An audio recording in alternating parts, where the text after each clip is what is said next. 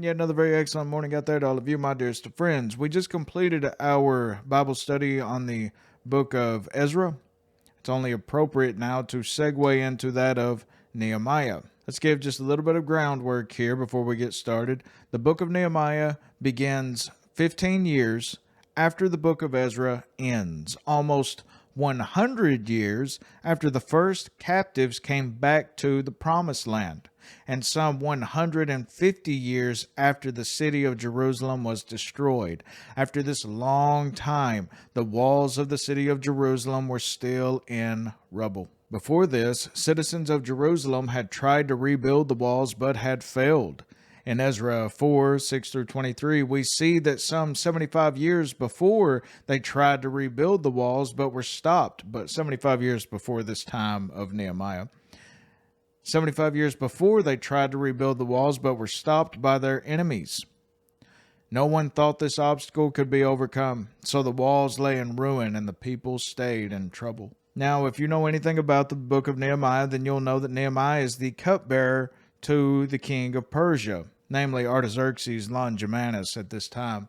A very great honor and advantage to be in such a spot, because of the privilege it gave him of being daily in the king's presence and the opportunity which he had thereby of gaining his favor for the obtaining of any petition which he should make to him, namely building the wall of Jerusalem back up. And that especially since the times of his attendance, Nehemiah's attendance, always were when the king was making his heart merry with the wine which he served up to him.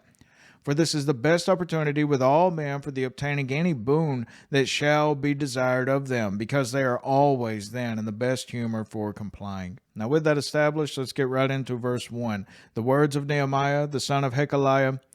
And it came to pass in the month Kislev, in the 20th year, as I was in Shushan the palace. As you see, Shushan is east of Babylon. Kislev would answer to our December, around our December, in the 20th year, that is, of the 20th year of the reign of Artaxerxes Longimanus, which began 465 and ended 425 BC. Shushan the palace is where Nehemiah is, where Daniel saw the vision of the ram with two horns. And Ahasuerus, or Xerxes the Great, made his great feast to all his princes and servants in the book of Esther.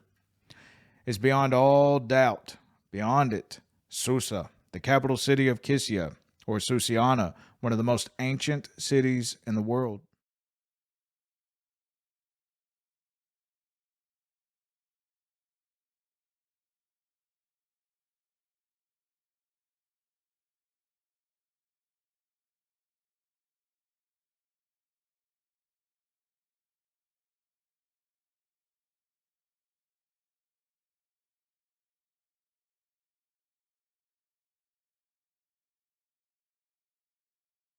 So Hananiah is at this palace, and Hananiah, his brother, his literal brother, came, and he and certain men of Judah, they come from Jerusalem, and Nehemiah asked them concerning the Jews that had escaped, which were left of the captivity, and concerning Jerusalem. What of Jerusalem? And they said unto me, the remnant that are left of the captivity there in the province are in great affliction and reproach.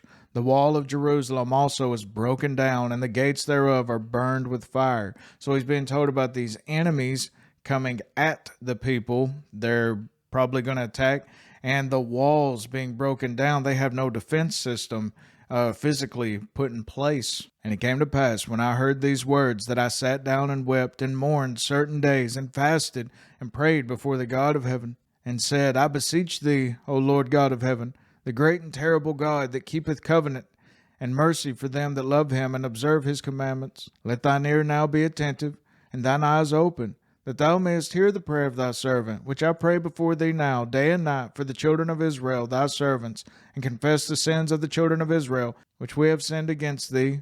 Both I and my father's house have sinned. We have dealt very corruptly against thee, and have not kept the commandments, nor the statutes, nor the judgments, which thou commandest thy servant Moses. Remember, I beseech thee, the word that thou commandest thy servant Moses, saying, If thou transgress, I will scatter you abroad among the nations. But if ye turn unto me, and keep my commandments, and do them, Though there were of you cast out of the uttermost part of the heaven, yet will I gather them from thence, and will bring them unto the place that I have chosen to set my name there. Now these are thy servants and thy people, whom thou hast redeemed by thy great power and by thy strong hand. He's redeemed these people several times, as a matter of fact, going all the way back to, well, even Abraham, bringing him out of the pagan land, and then in Egypt, redeeming them, then in Babylon, redeeming them. O Lord, I beseech thee, let now thine ear be attentive to the prayer of thy servant and to the prayer of thy servants who desire to fear thy name, and prosper, I pray thee, thy servant this day, and grant him mercy in the sight of this man. For I was the king's cupbearer. He's saying, let the king be pleased and grant my request.